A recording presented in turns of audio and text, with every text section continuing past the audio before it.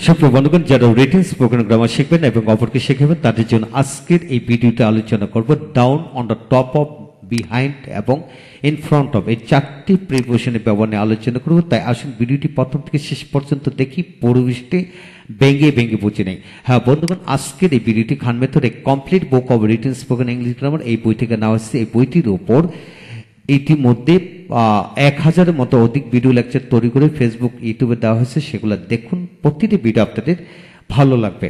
হ্যাঁ বন্ধুগণ, এখন আসুন আমরা ডাউন দিয়ে প্রথম পড়ব। ডাউন অর্থ হচ্ছে উচ্চ অবস্থান থেকে নিচু অবস্থান বোঝাতে ডাউন, অর্থাৎ ওপর থেকে নিচু বোঝাতে কি বসে? ডাউন বসে। যেমন দ্য সান ওয়েন্ট ডাউন, সূর্য ডুবে গিয়েছিল। সূর্য কি? ডুবে গিয়েছিল মানে তলে গিয়েছিল, এইভাবে। হিজ বিজনেস মে ফল ডাউন সামটাইমস, তার ব্যবসা মাঝে মাঝে মন্দ যায় মানে নিচে চলে যায়। প্লিজ সিট ডাউন, দয়া করে বসুন, অর্থাৎ দয়া করে বসুন। We want down to Cox's Bazar from Chittagong, Cox's Bazar from Chittagong, আমরা চিটাগং থেকে কক্সবাজার দিকে গিয়েছিলাম, অর্থাৎ কি নিচের দিকে মানে আরো ভিতরে গিয়েছিলাম বোঝানো হলো। The wind has died down, the wind has died down, অর্থাৎ মানে বাতাস কমে গেছে বা প্রভাব কমে গেছে বোঝানো হলো। গো ডাউন, নিচে যাও। কাম ডাউন, নিচে আসো। His business is down now, তার ব্যবসাটি এখন নিচের দিকে মানে একটু লস প্রজেক্ট আছে, এটা বোঝানো হলো। তারপরে অন দ্য টপ অফ, ওপরে শীর্ষে গেছে, অর্থাৎ কি ছাদের ওপরে যা বোঝানো হলো, বা কোনো পাহাড়ের উপরে, বিল্ডিং এর উপরে, অর্থাৎ সবার উপরে বোঝাতে on the top of বসে। যেমন the picnic spot was on the top of the hill, picnic স্পটটি পাহাড়ের চূড়ায় ছিল। পিকনিক স্পটটি কি? পাহাড়ের চূড়ায় ছিল।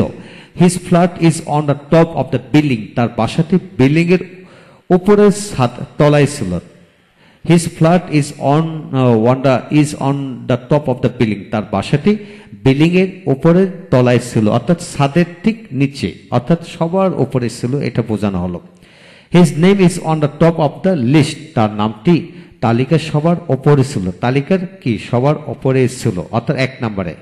সাদিমাম is on the top of the class now, সাদিমাম এখন ক্লাসের সবার উপরে অবস্থান আছে, অর্থাৎ কি তার রোল নম্বর 1, এই ধরনের বোঝানো হলো। বা কিংবা সে ফার্স্ট পজিশন আছে। তারপর আসুন বিহাইন্ড দিয়ে পড়বো। লক্ষ্য করেন কিভাবে পড়বেন এখানে। যেমন বিহাইন্ড অর্থ কোনো ব্যক্তির, বস্তুর, প্রাণীর, স্থানের, অবস্থানের পিছনে, অর্থাৎ কোনো কিছু পিছনে বোঝাতে আপনি বিহাইন্ড বসাবেন। যেমন my house is behind the college, আমার বাড়িটি কলেজের পিছনে। হ্যাঁ বন্ধুগণ, যে আমার বাড়িটি কলেজের পিছনে, মসজিদের পিছনে, অফিসের পিছনে, ফ্যাক্টরির পিছনে, নদীটির পিছনে, ব্রিজের পিছনে, এইভাবে আমরা গাছটির পিছনে, মানে এইভাবে বুঝিয়ে বলতে পারি। তারপর আসেন I have not any hand behind this matter, এই বিষয়ের পিছনে আমার কোনো হাত নেই, এই বিষয়ের পিছনে আমার কোনো হাত নেই। Sadi is not behind Sadimam in English, সাদিমামের চেয়ে ইংরেজিতে পিছিয়ে নেই। ইংরেজিতে কি? পিছিয়ে নেই। এখানে বিহাইন্ড অর্থ পিছিয়ে নেই অর্থ প্রকাশিত হলো, অর্থাৎ পিছনে নেই, এটা বোঝানো হলো। Every Son should always be, sons should always be behind his parents, প্রত্যেক সন্তান সবসময় তার মা বাবার পিছনে থাকা উচিত। পিছনে কি? থাকা উচিত।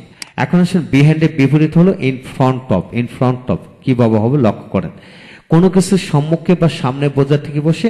ইন ফ্রন্ট অফ বসে। My house is in front of the house, in front of the college, আমার বাড়িটি কলেজের সম্মুখে, আমার বাড়িটি কি? কলেজের সম্মুখে।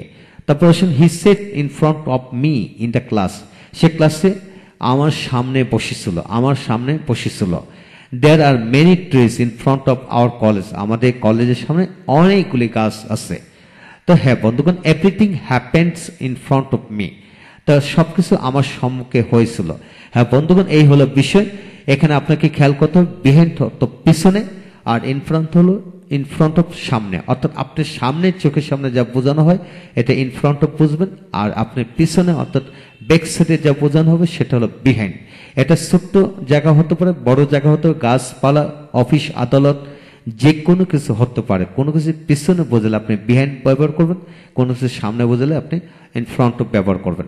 এই হলো আজকের বিষয়। হ্যাঁ বন্ধুগণ, যা কিছু শিখবেন সমস্ত জীবনের জন্য শিখুন, ভালো করে শিখুন।